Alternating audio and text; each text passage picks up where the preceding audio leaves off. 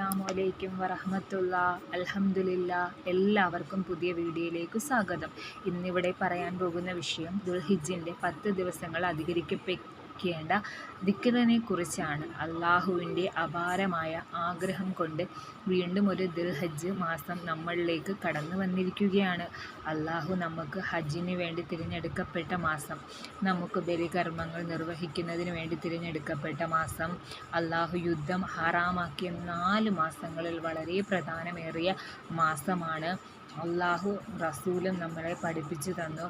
വളരെ മഹത്വമുള്ള മാസം നമ്മളിലേക്ക് കടന്നു വന്നിരിക്കുകയാണ്. ഈ ഒരു മാസത്തിൽ അള്ളാഹുവിനെ അറിഞ്ഞുകൊണ്ട് അള്ളാഹുവിന് വേണ്ടി ഹിബാദത്ത് ചെയ്തു കഴിഞ്ഞാൽ അതിലില്ലാത്ത പ്രതിഫലമാണ് നമ്മൾക്ക് കിട്ടാൻ പോകുന്നത്. സഹാബാക്കൾക്ക് മുത്തുനബി സല്ലല്ലാഹു അലൈഹി വസല്ലം തങ്ങളോട് ചോദിച്ചു, ദുൽഹിജ്ജിൻ്റെ 10 ദിവസങ്ങൾ എന്താണ് നമ്മൾ ചെയ്യേണ്ടത്, ഏത് ദിക്റാണ് ഞങ്ങൾ ചെയ്യേണ്ടത് എന്ന് സഹാബാക്കൾ ചോദിച്ചപ്പോൾ മുത്തുനബി സല്ലല്ലാഹു അലൈഹി വസല്ലം തങ്ങൾ പറഞ്ഞത് സുബ്ഹാനല്ലാഹി വൽഹംദുലില്ലാഹി വലാ ഇലാഹ ഇല്ലല്ലാഹു അല്ലാഹു അക്ബർ എന്ന ദിക്ർ നിങ്ങൾ എപ്പോഴും പറഞ്ഞുകൊണ്ടിരിക്കുക. ഈ ദിക്ർ നിങ്ങൾ അധികരിപ്പിക്കുക എന്ന് മുത്തുനബി സല്ലല്ലാഹു അലൈഹി വസല്ലം തങ്ങൾ അവിടെ പറഞ്ഞു കൊടുത്തു.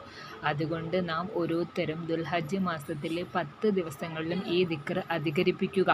അള്ളാഹു തൗഫീഖ് ചെയ്ത് അനുഗ്രഹിക്കട്ടെ.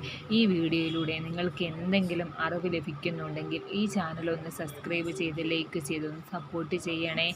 അസ്സലാമു അലൈക്കും വറഹ്മത്തുള്ളാഹി.